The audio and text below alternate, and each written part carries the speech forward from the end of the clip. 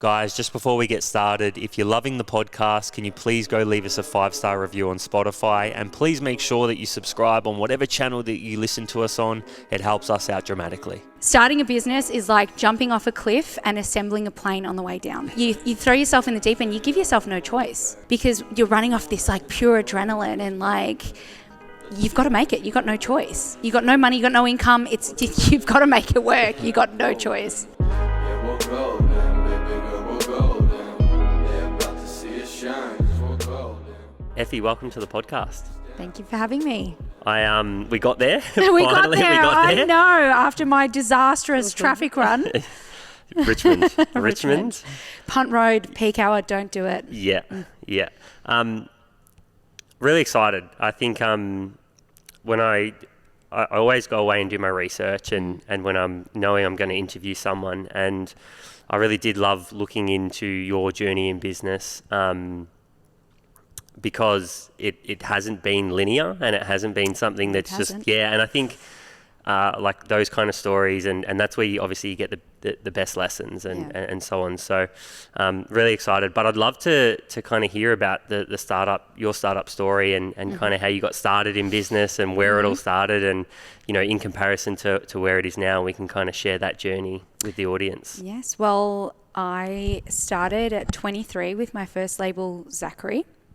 So I actually had no prior experience or understanding of the fashion industry. I didn't study. I did have some experience in that my family are tailors, but it's a completely different beast to what I was looking at. So I was studying photography and I dropped out, much to my mother's dismay. And then I was studying public relations and I dropped out of that. Again, to my mother's dismay. And then I was like, I'm going to start a fashion brand. And my mum was like, God. And from there, so I went into my dad's workroom. So he's a tailor. And I just said, look, I want to start a brand. We had no prior knowledge of how to do that sort of thing. And we got started. So going back to obviously like university, because I'm the same. Like I dropped out. I just couldn't. I don't know. I didn't like the idea of studying something that I wasn't interested in and couldn't be told what to do. It's obviously we're kind of into an age now where it is very different. Like university isn't actually being seen as an absolute necessity anymore. Whereas back then it was. You had to, and you had to make a decision. And how do you make like a life-altering decision at 18 and know that that's what you want to do for the rest of your life? I mean, some people do, and that's amazing, but it wasn't the journey for me at all. And I think now with the rise of like social media, there are so many opportunities for people to grow businesses and be more entrepreneurial, where back then we didn't really have opportunities like that. So it was a completely different ballgame. Oh yeah, 100%. I think social media is definitely playing such a large role in that. And but in terms of that process of knowing that you wanted to start a business, like if you can kind of think back to then, what was like the driver to doing that? Was it the fact that you were passionate about something, that you had an itch, or was it more of, I think I want to start a business, and you weren't sure what kind of business it was? I think I've always been a really passionate person, very driven, very ambitious, and I don't like being told what to do. So I mean, it didn't leave me with many options, but I think for me, I've always had that drive to be my own boss. And I know that's not for everyone, but for me, that it was just something instinctual. Yeah, it's interesting. Like I find the choice to start a business usually is that instinctual choice. Like I'm the same in terms of went to uni, dropped out, didn't know what I wanted to do, but also realized, why am I dropping out? And it's overwhelming, right? You feel so lost in that, like what am I doing with my life? I've dropped out, and it can be really overwhelming. And then when you start a business, I think that's just as overwhelming. Well, I heard this quote, and it's always stuck with me, which starting a business is like jumping off a cliff and assembling a plane on the way down. That's so true. And that always resonated with me because that's exactly what it's felt like, particularly in the early days, because I think, you know, you don't have momentum. So you don't have clients, you know, you're kind of setting everything up, you know, your office, your space, like, you know, whatever it is. And it's like, what if this doesn't work? What if I'm doing this for nothing? I haven't had a client in like 2 weeks. Like, you know, what am I doing? You know, should I just get a job somewhere? It's safer. I've got bills. I've got this. I've got that. Like, and I think the thing is like, as you get further and further into business, you realize that everybody's just winging it. Totally. Like, you know, to a certain extent, until you build your processes, you kind of get everything into tact. But in the beginning, like if you think back to it, it's like everybody's winging it at that point. Everyone's winging it. Unless it's like your second or third rodeo. But well, like I said, I had no idea how to manufacture dresses. So I was figuring that out. And that was a huge, I guess, part of my journey, and what led me to some of the places in my journey was not having that knowledge and understanding. So Zachary The Label, that was your first business. Mm-hmm. Do you want to tell us a little bit about that and kind of, you know, what it was, the process that you were kind of going through? And so I actually started with a friend. I called upon her. She was a pattern maker, and I said, hey, can you do some work for me? I'm going to do some designs. So she sort of came in. I didn't have a big budget, obviously. Yeah. And my dad was like, okay, you can work for me with my men's suits, and that will pay, you know, your way, right? So that was the deal. I was working for him, and that was paying for my business costs. So we started doing a couple of dresses together. And then I literally I would put it on my Instagram. And this is like, you know, back in 2013, early days. And I probably had like 2,000 followers. Like, I just put one on. I had no stock. I had no nothing. And I was like, okay, if anyone wants one, it's $90. Like, you know? Yeah. And like slowly we built the momentum from there. But the manufacturing side of things was really interesting, because what I didn't know is that stretch fabric is such a beautiful beast. And it was a difficult one to navigate, because without getting too technical, because I know not everyone's into I was going to say, I don't know what that clothes. Is. But basically, if you think of a stretch garment, like my top, for example, the thread has got to stretch the same amount as the fabric. Yep. If it doesn't, there's a breaking point, and that is a faulty garment. Okay. Right? And not a lot of machinists are experienced in that field. So they will sew with incorrect thread tension. Threads break. You got holes in your garments. You got problems. So that was a real big challenge for me early days, was managing local manufacturers, because we started locally, educating them when I had no idea myself, and getting that garment to a point where it was, you know, perfect for my consumers. Wow. And so in regards of like, so that's obviously the technical side. And I think that really talks to the fact that like when you are starting a business, there is so like, and this is again, kind of one of those points, but like, I want to like pair that with the fact that you also were working at the same time. So like, you know, can you talk about that journey? Because obviously as it grew as well, you could kind of, I feel like that's always the way in a sense, like especially when you're starting something with no money, no budget.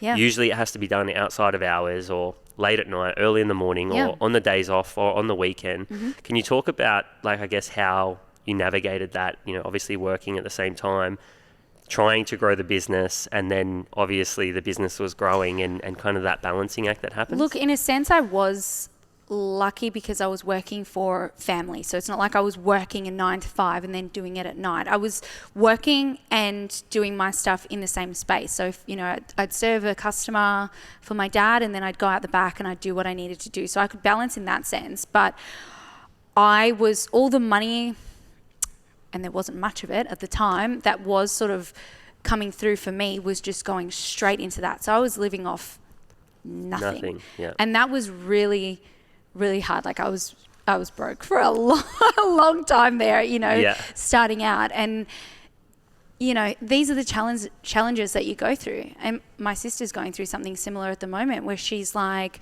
do I keep working in this field or do I leap? Because this is my dream, but I'm so busy working. And I was like, Rubes, you've got to be in the deep end if you're going to swim. You sink or swim, but, you know, you throw yourself in the deep end, you give yourself no choice. And I think that, you know, I don't know. I mean, everybody's different, but for me, that was because you're running off this like pure adrenaline and like, you've got to make it. You've got no choice. You've got no money. You've got no income. You've got to make it work. You've got no choice. I think it comes at some point for everybody. Yeah. Like, you know, like naturally, if that's the way your business has started, there hasn't been any investment or anything like that and you're building it, at some point it has to come. Yeah. So I'd love to, we'll keep going and kind of going through that process. So Zachary The Label, so you were building that. Yes. And what kind of happened from there? So whilst navigating those production sort of issues, I was approached by someone who sort of positioned themselves as someone that could help me on the provision that I give them 50% of my business at no buy-in. And at that time, we were making a couple mil a year. So you give someone a business that's turning over that kind of money, no buy-in at 50%. I was desperate because I needed the help, and I didn't trust that I could navigate through it myself. So I sort of, you know, put myself in the hands of someone else, and that crashed and burned. So like, what were some of the biggest lessons for you during that time? Because that would have been, look, it would have been a very difficult time for you. It was. And I could imagine how that would, like, just, it's a lot of pressure. It was a lot of pressure. And just your baby, like, you know, it would be very difficult. I think, how did I navigate it at that time? Not well. Yeah. It was really hard. I was really young. I didn't have a lot of experience with these kinds of things. And I think when it's your baby, you're very emotionally connected to it. So I put up with a lot that I shouldn't have put up with. And I held on for a lot longer than I should have, when I should have removed myself from this situation earlier, because I could see what was coming, but I was sort of blinded by hope that there would be some kind of savior or a resolution, and the reality is there's no savior in solutions like that. And I couldn't see beyond that situation. Like, what is there for me outside of Zachary? There's nothing. I'll be like destitute. You know what I mean? I'll have no business, no money. It's going to work out. It has to. Yeah. But what are the lessons out of that, though? So for you, like, because I would imagine there would be a lot of... I think the biggest lesson for me through that period was I got myself in that situation because I didn't believe in myself. And I ignored my gut instinct because I thought I didn't know. And because I didn't have that technical background in fashion, and because I was young and vulnerable, it was my first sort of, you know, experience in the business world, I didn't trust my own inner voice. I always knew deep down, like, things would happen. Like, you know, my business partner was so hell-bent on opening all these stores. And I was like, I don't think that this is the right thing to do for our business. I don't think that certain areas are our demographic. I can't see them performing. And I was shut down every time I sort of voiced up. And rather than continue to push back and say, hey, I'm 50% here, you know, I'm putting my foot down. I don't agree with us doing this. I didn't. And I let things happen like that I should have been tougher on. So for me, coming out of that as someone who was really vulnerable and then going through an extreme amount of loss and, you know, grieving, it's like, I can't explain that. It's like this fire was ignited in me after that. And I had these feelings about where I should go next. And I think hitting rock bottom, and I really did hit rock bottom in that process after the business, I really did soul search. And I read this book. I've referenced this in a couple of podcasts. It's called How to Heal Yourself When No One Else Can. And basically what it asks you to do is to write down what is preventing you from living your truest, deepest light, right? And you got to be really real with yourself. So, you know, I was writing things like, I don't trust my inner voice enough, and I have put myself in situations that have made me vulnerable because I didn't believe in myself, and stuff like that, you know. And I remember that day just writing everything out, and it was so confronting to see it on paper. And I've never cried so much. But in that period of solitude, I think there were about 5 months where I was in between businesses. I was home every day. There were things going on with obviously lawyers and all that kind of stuff. I basically spent that time pacing up and down the backyard in my bathrobe. How old were you when this was going on? I was 27. Wow. Yeah, it was really hard. But in those moments of solitude and really sitting in the darkness was where I realized exactly where I had gone wrong. Mm-hmm. And I come out of that experience, like I knew where I thought I should go, and I was like, I'm not ever ignoring my gut instinct again. I'm going for it. And that's when I started my next venture. And that is where ultimately I found the courage in myself to listen to the voice within. What do you think it is and maybe you can talk from the experience, that why people don't trust their instincts, or why, you know, it's going to be different for everyone, but even just from a business perspective, like fear. And I come out of that experience, and I now, when I'm faced with a decision, I always think about the decision that I'm making, and I ask myself, am I making this decision out of fear, or am I making this decision because it serves my highest purpose? Mm-hmm. And sometimes I'll catch myself making a decision out of fear, and I'll stop myself at that point. But it's that moment of consideration that I think takes that insight that, you know, some people can't identify. I couldn't identify until I'd gone through that experience. Fear in business, you know, fear in any circumstance, but fear in business can be so overwhelming that you make decisions that go against your better judgment because you're so scared.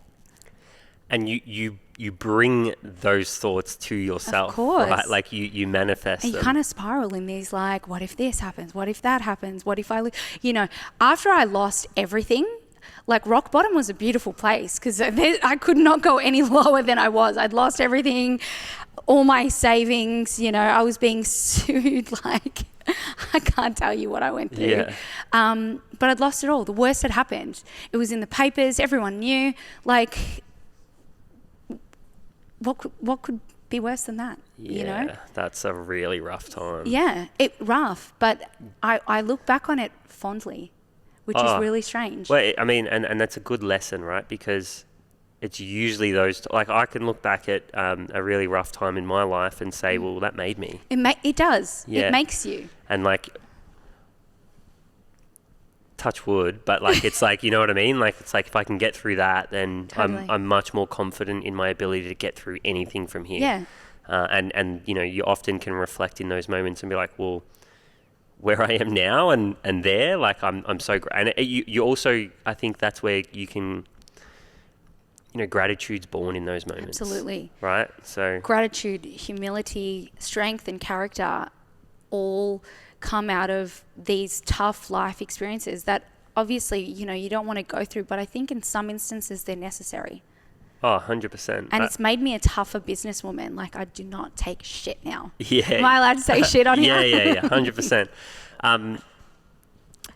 And so then the new ventures and the new businesses. Do you want to tell us a little bit about them and kind of the mentality going into them? Because I'd love to hear about that. Obviously, you've talked about rock bottom, learning so much about yourself. What was it like the moment when you decided to go, no, I'm going to get back into this, I'm going to go again? So I think when everything sort of cleared, because obviously I was quite consumed with what was happening legally and all of that with the administration of the business.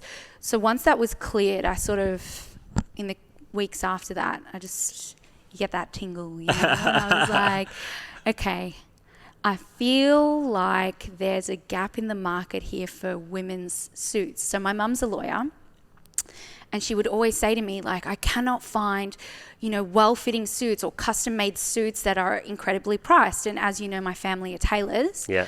And they only did men's. And at that time, I was seeing a lot of coloured suits on the runways overseas, and no one was doing it here. And so I was like, I'm going to do this. This is what we got to do. This is where we need to go. So I, again, went into the workroom and I was like, okay, we've learned our lesson. This is where we're going next. Cool. Yeah.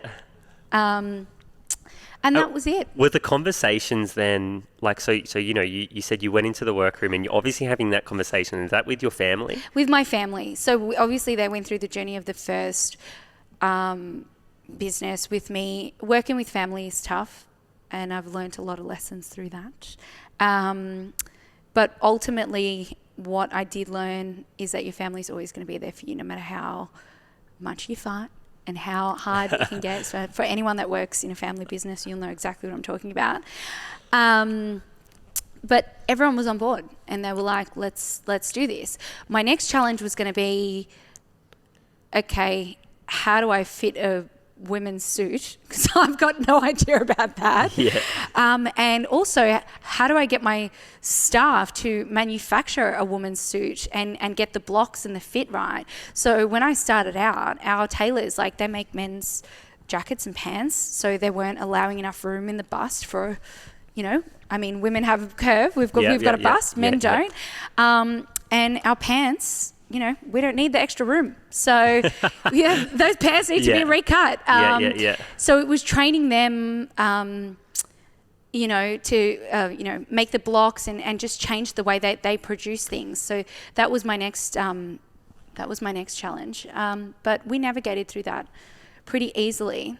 And then a couple of months later, Bayse was born as well.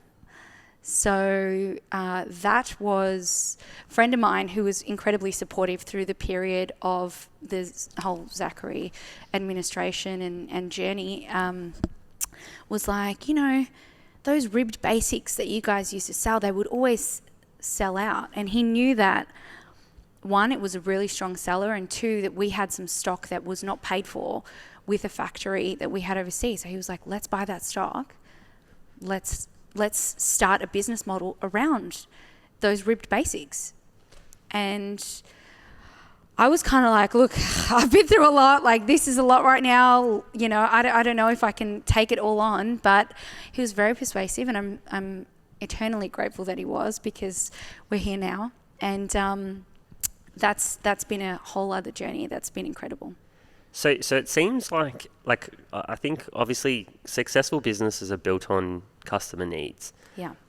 I'd love to know, is that something that come natural to you, or how do you think about the market? Yeah. Like, when you're kind of going through this process of going, well, we've got to develop a product, or you get an idea for a product, what's the process you take it through to say, okay, we're going to go through with this, or we're not going to go through with this? I think the thing is, for me, it's like, I've always been my own consumer. So I when I started Zachary, I could never find... So at the time, there were only brands like Cookai, which was really basic, really simple, and like Manning Cartel, which was like really expensive and unaffordable. So I could afford Cookai, but I wanted Manning Cartel. And I was like, okay, I've got to give people an in-between here. I saw a niche. And I think that's the thing, is you've got to identify a niche. And for me, I guess I've got a pretty solid understanding of how girls want to look and feel. And I've never wanted to be that brand that is so overpriced that they can't afford to look how they want, to look and feel. And I couldn't afford to as a uni student. So that's what I wanted to give my consumer. I love it. I think there's the entrepreneurial instinct in you that can kind of see these needs and then really go after them. Yeah. But I think the idea of understanding the customer, and then looking at what their need is. What do they need? What are you giving them that's different? What are you giving them that they can't get somewhere else? That's a great way to put it. So, I'd love to, apart from the obvious with the contrast between the first time in business and the second time, like, was there things that you were picking up the second time around where you were able to, say, go a bit quicker, or you were doing things a little bit differently, that helped kind of, accelerate the process, or at least build a really good foundation? Look, I think the thing was I built the framework with Zachary and I knew how it worked with social media. What I did identify, social media is key in selling women's clothes, in my perspective, for my demographic. And what I was seeing when we had Zachary was that we had this huge page. We had 270,000 followers, but we weren't getting incredible interaction. And then I was looking at influencers' pages that had the same amount of followers or even less, and they were getting incredible interaction. So I was like, okay, taking my experience with that page and looking at what's happening on influencers' pages, how can I fuse the two and basically fast track this and create like this engagement on social media that a brand doesn't get. And that's why I called the brand Effie Kats. And I think giving the brand my personal identity has helped fast track the business so much quicker, because people connect to a why. And I think people really connected with my why, and that helped us to build that business from a social media perspective. And that was incredible. And obviously having extensive experience making every mistake under the sun with manufacturing, that helped not make those mistakes. So with the two, having the social media experience and knowledge, and then having that more solid understanding of manufacturing, I could just bypass all the issues that I had and teething problems that I had the first time round. Social media is such a beast, but I think it's also something that, like, I'd love for you to touch on your perspective of it and how do you utilize it and how do you use it? Like, because that's a massive pain point for a lot of business owners, trying to work through that, trying to understand it. Well, I think it goes back to, what are you giving people that's different? People, I mean, you see, like, you see a lot of, for example, beauty brands that they'll do a photo shoot with a model and they're posting, she's got beautiful skin, or product smeared on her face, and there's photos of bottles and whatever, but how many pages are there out there like that? So what is your page offering people that's different? And I think with me, one, it's solving a need. They want to buy dresses that make them feel amazing and they know I'm giving it to them. Two, I've just lost my train of thought. So they're connecting with me personally. And I think, again, it goes back to that why. They want to connect with the person. They want to connect with the journey. So that, I think, is a killer combination. And then I think the other thing is as well, understanding and really looking at, like I just drew on that example of like beauty pages, right? They're great, stunning images, really professional, but why aren't people engaging in them? And if they're not engaging in that, then what are the sorts of images that people are engaging with? I do that all the time. And I look at other brands, other influencers, and I look at the things that have the most interaction, and the little sort of tips and tricks that people use to engage people. So like one of them recently for me is, and this went viral. So I posted 5 outfits. So it was a carousel post and I was like, 1, 2, 3, 4, or 5, like which look is your fave? I got 1 million impressions on it. Wow. 24,000 likes, 11,000 saves, 200 and something comments. People love that kind of stuff. And I think bringing them sort of on that journey and having them give their input as well is, people love that because they feel like they're a part of something. Guys, if you're loving this episode, make sure to take a screenshot, give us a tag, or even take a photo if you're watching it. Help spread the love. It helps us out dramatically. Guys, I just want to say a massive shout out to our major sponsors, BizCover. We are getting some amazing guests on right now. We're traveling. We want to continue to travel and we want to continue to grow the podcast. And the reality is we can't do that without sponsors powering the podcast. And right now we have BizCover on. They're an amazing company. And they're powering the podcast, so we want to support them. But more importantly, business insurance. It's something that I had no idea I had to have in the early days. And I'm very lucky that I had someone tell me, you actually need to go get insured, because things like professional indemnity insurance and public liability insurance, you just never know when you're going to need those. And more importantly, it's really costly if something goes wrong, or if you get sued or something of that nature and you don't have insurance. And that's what it protects you from. And you never know, one day it could save your business from going under, or putting your business back in a time where you are growing and you are making an impact. So BizCover, the link is in the show notes. They will, the great thing about it is there's no paperwork involved, and you can get insured in less than 10 minutes. So the link is in the show notes, BizCover, go check them out, get yourself a good deal. I think it talks to like, even if it's not a personal brand, that like a brand has to have a personality. Yeah. Like, I think that's what I'm getting from what you're saying, and it makes a lot of sense. Like, I think about like Frank Body, like what they did in the early days with their product and gave it a personality. And I mean, you're obviously a very creative person, and I would actually say I'm the opposite. I'm very analytical. And you're like my partner. I think you're one side or the other. Yeah, 100%. But I think it's a really, like, I can understand that. You know what I mean? So for people out there that maybe are struggling with social media, I think the idea of creating a personality for your brand, and then looking at research, like we're a content business now, so I think I'm getting a little bit better. I'm nowhere near these guys, but I think the idea of like looking what is actually working, and you'd be amazed at like what can happen if you just go and look at what's actually working and then try to give your own spin on it. I mean, the examples are all there. You've just got to do your research.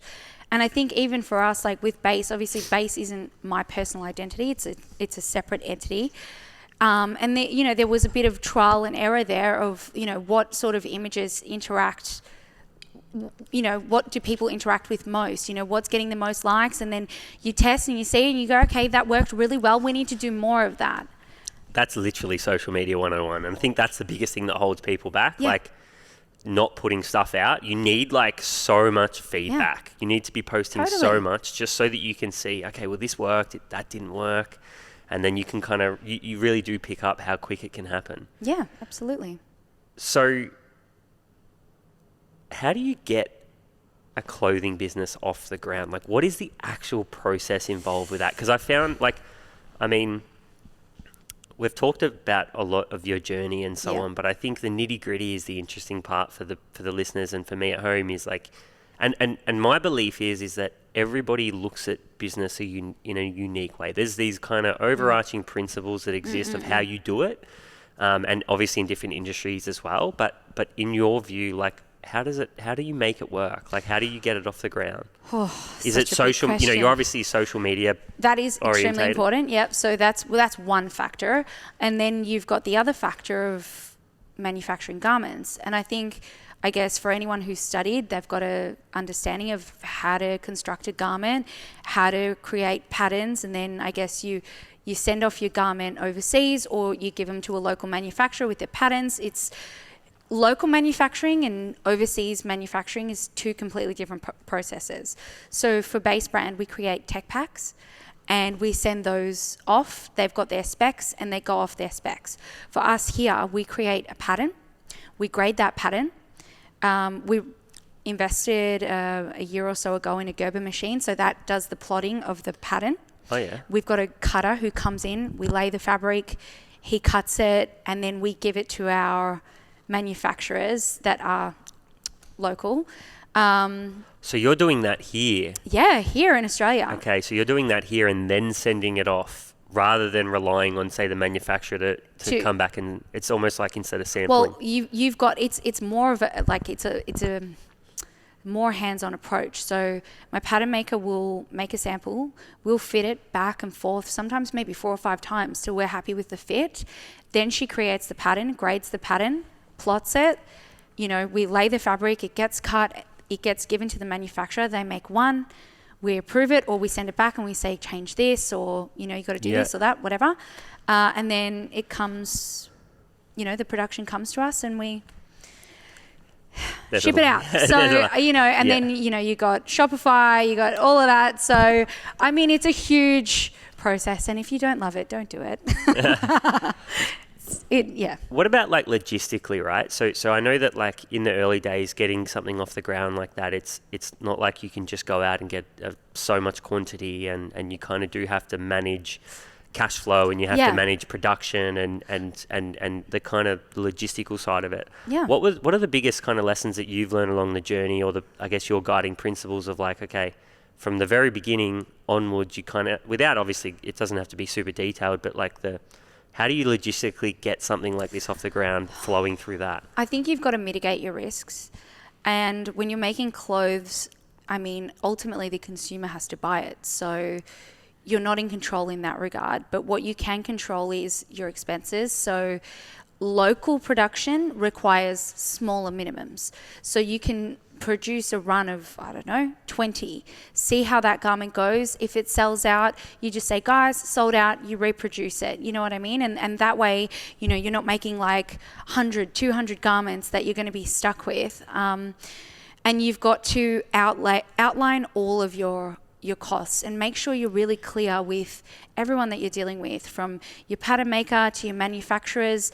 Do all your costings. And I think, for me, I'm not a numbers person by nature, so spreadsheets really help, and that can help you manage your cash flow. And I think you've got to always consider, what is the worst case scenario? What if I only sell this amount? What if I don't sell any at all?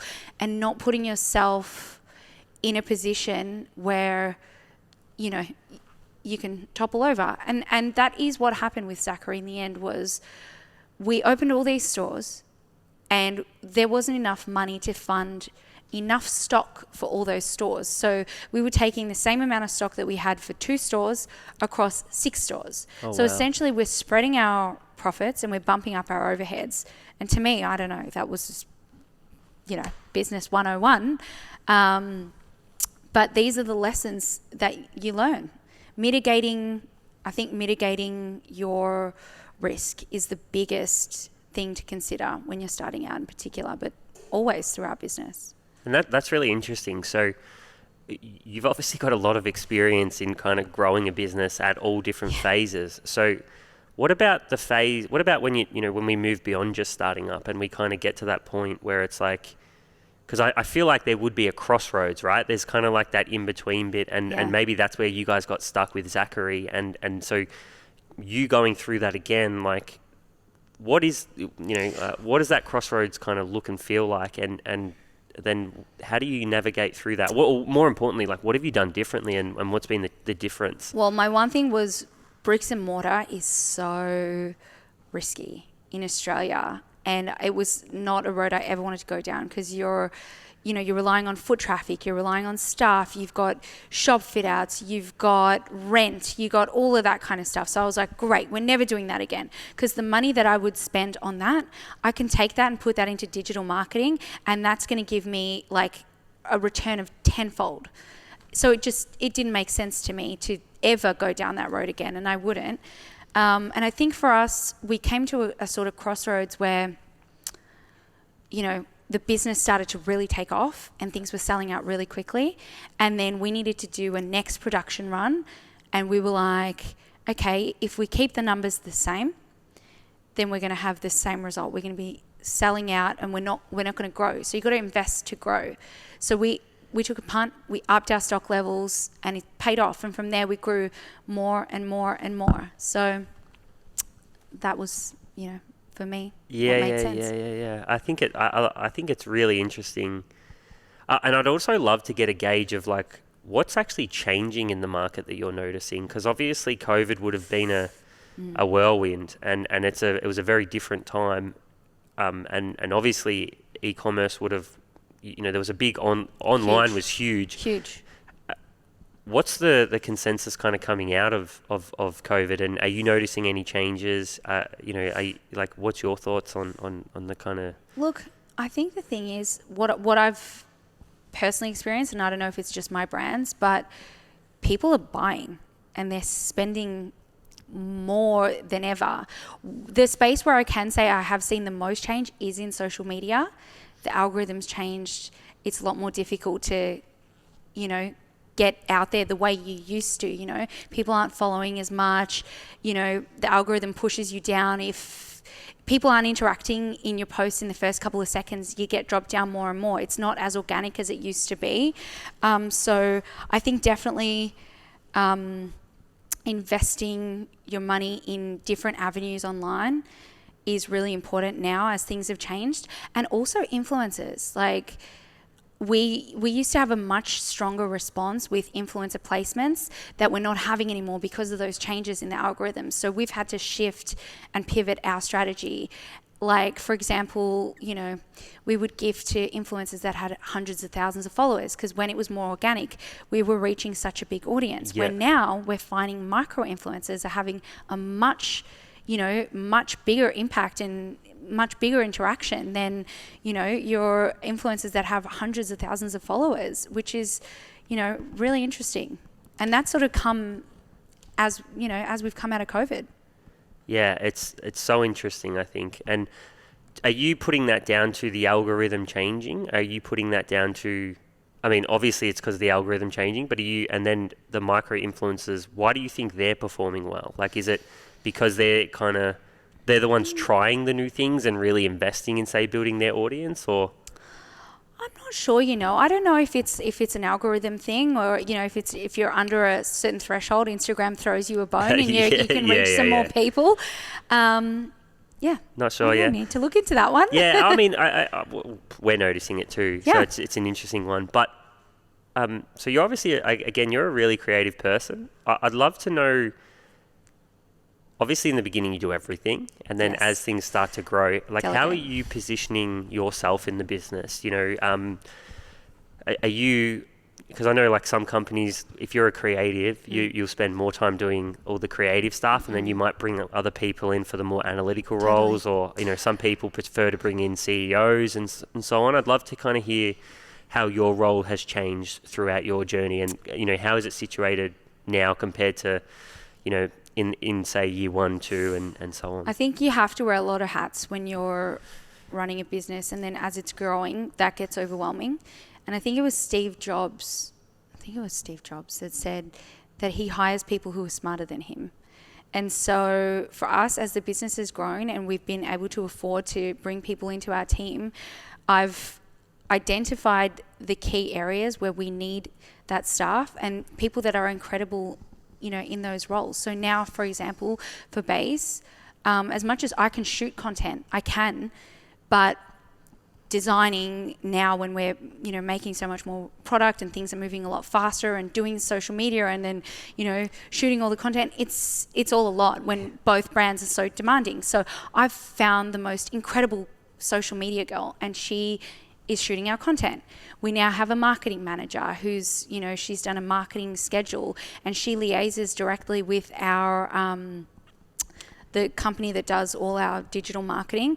So she's got a marketing calendar that she provides them, and every week she is giving them the imagery that they need, and liaising with me and saying, hey, this is what I need this week to give, you know, the agency. I need video, I need, you know, stills, I need all of that. And then I'll work in between her and our, you know, social media girl who's creating our content to make all that work. Yeah. You know, so it's a whole operation. Yeah. So yeah, 100%. So getting people around you, that are obviously really good at the jobs you're doing. Are you noticing, or have you noticed that with your businesses, there's certain roles that always come before others? So, like, because as you're growing, obviously the demand of your business. So is it something that you're you know, that marketing is the first thing that you're outsourcing, or is it? No. Our first thing was to hire an operations manager. Really? So we hired an operations manager, and she is incredible. I think her name is Kate, and she has the qualities that both my business partner and I, like, we possess, you know, certain elements of what she's got, but her sole focus is on these little things that we can't do. So she took our website, she's optimized it, she has streamlined, you know, she's gotten involved in the production process, streamlined the way that works, and, you know, she's sort of, you know, the one that was like, okay, now we need a marketing manager, now we need, you know, social media, and worked with me on, okay, what are the things that we need, how can we implement them? And just help me. I think when you're a business owner, you can get quite overwhelmed, and having that person there that can look at it from a non-emotional, objective perspective is the most important thing. And especially in what you guys do, like it's such an operationally heavy beast. Yeah. Like it is especially, and as you're growing, like I feel like a lot of the mistakes would come on the operations side rather than the marketing side. Absolutely. And I've always known and been able to identify the things that we needed, but having that person there beside me to bounce these ideas off, again, like from a non-emotional perspective, has been the most incredible. Was that an earlier hire than so did you do that in your previous business, or is this one kind of, you did it a little bit differently and you're like... differently. Yeah. Wow. Because before it was myself and my business partner. Yeah. And so now you've got this operations manager, and that's really interesting. I mean, it makes a lot of sense. Look, it does. And, you get overwhelmed as a business owner. And so having that person who's objective is the most invaluable thing. Structure is key. Structure and foundation to a business is key. You got to have your foundations right and solid. Otherwise, you're going to sink. What does that mean? So when you talk about, like, say, a structure and foundation, what, in your eyes, when you talk about structure and foundation for your business, because that could be so much. It could be anything, right? But what does that mean for you guys? Like, are you talking about...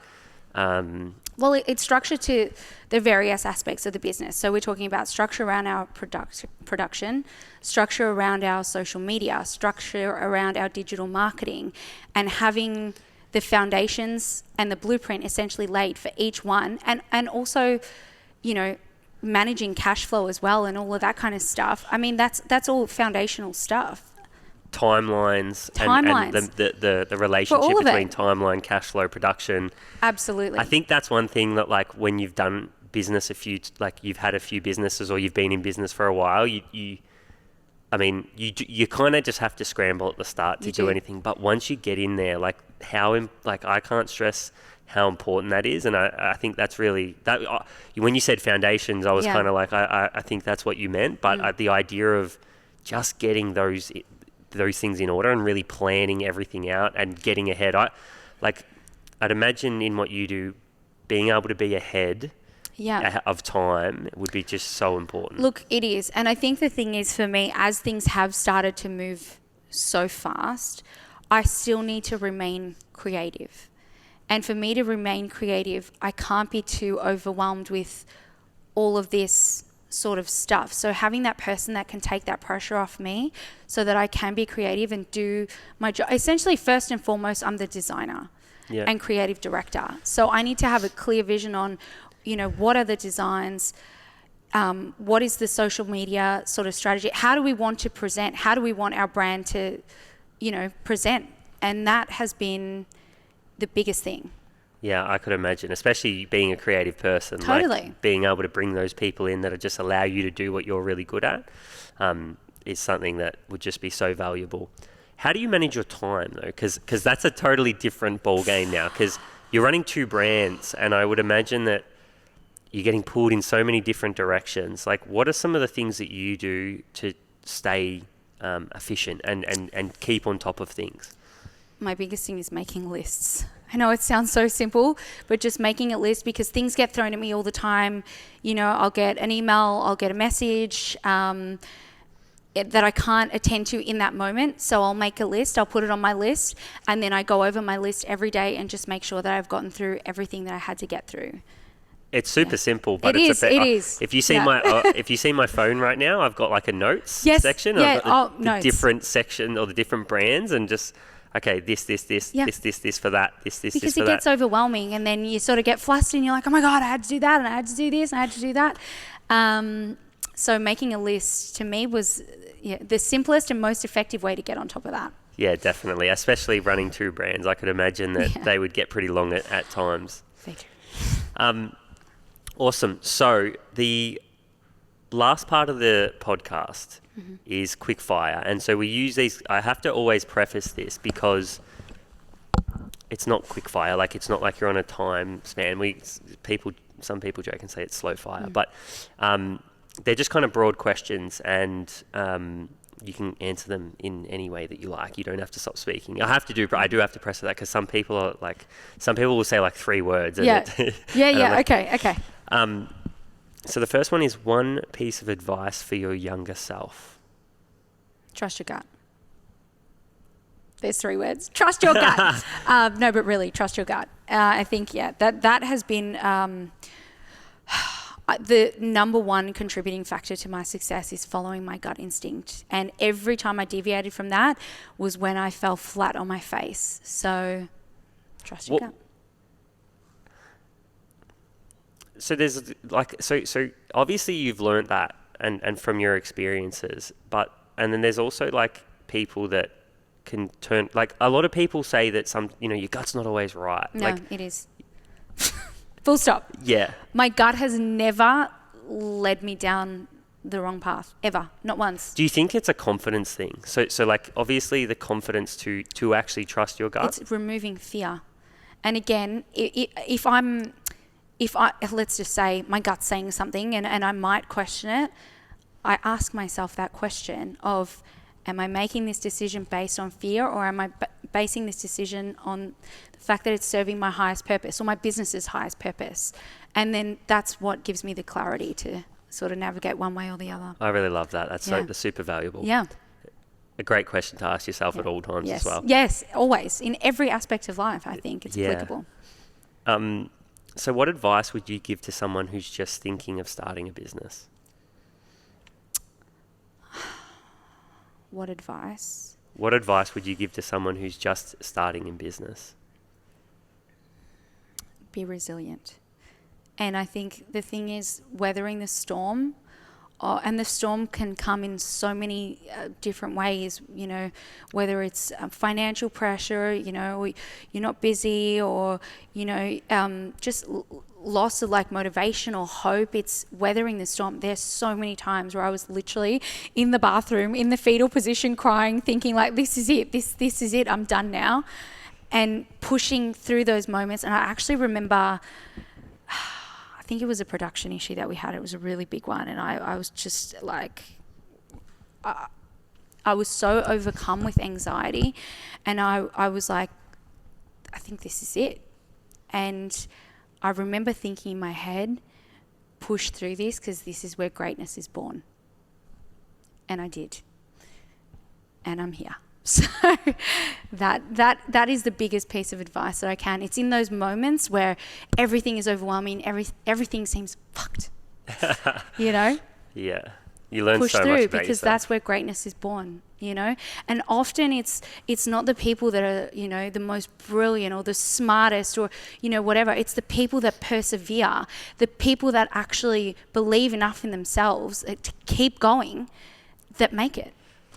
I think it was Bruce Jenner. I was having this conversation today, Caitlin. I watched the documentary, and Caitlin was saying that when she was competing and her competitor, I think it was a Russian guy, I can't remember his name for the life of me, but that competitor was so much better than her. And she was like, I worked day and night. I trained. I had my goals set. And she because her mind was so focused on being the best, she became the best. Not because she physically was better. She wasn't. She trained that hard, and she had her mind so intent on being the best that she became the best. And that's incredible to me. Oh, 100%. And I think especially business. Business is the great teacher. Yeah. It'll kind of give you the lessons that you need based on your actions. But I think drawing that inspiration in those moments. Totally. And I think I'm so like, I've got to be the best. Like, if I do something, I want to do it to the absolute optimum. But for me, it's learning that, okay, maybe when you start out, you're not, or when you first try something, you're not. But it's that perseverance and it's that knowledge through that process that makes you better and better and better each time and helps you reach and achieve those goals. And the more you learn that those tough times, like weathering the storm, I think, is learning what you just said. Yeah. So that in those moments when they're tough, they become a little bit easier every time. And you get a little Absolutely. bit more confidence that, hey, I can do this. And, you know, I reckon business is like, you're going to get knocked down so many times. So many times. So many Just times. like last. Yeah. Just get through it. Just weather the storm. And again, like some of those moments, like really, really low, scary moments, like really dark, overwhelming, like anxiety. I look back at it fondly because it made me who I am today. It made me the businesswoman that I am. And without them, I wouldn't have the resilience and the strength and the courage to have gotten to this point. So don't be afraid of that. Lean into it. I love it. So this is kind of like, we might have the same answer, we might not. If we do, that's fine. What's the most important trait that a founder must have for success and why? Yeah, I think resilience. Resilience? Yeah, definitely resilience. Love it. That's all right. Okay, and then so what's one piece of advice you would... Also, sorry, I will say right. one thing. I think a lack of ego I have seen so many people in business let their ego cloud their judgment because they've got to know better, or they don't listen to someone who's working below them, or, you know, and they're making decisions based on ego and not actually from a perspective of this is what's best. Then they're not seeing their judgment is clouded by their ego. And that is something that I witnessed working for other people, and that is something that I witnessed working with people. And I always promised myself that I would never let my ego cloud my judgment, because you lose. And I think as a business owner, someone who's really successful, you've got to be able to remove ego to make decisions that are sound for your business. Yeah, I think great leadership is the ability to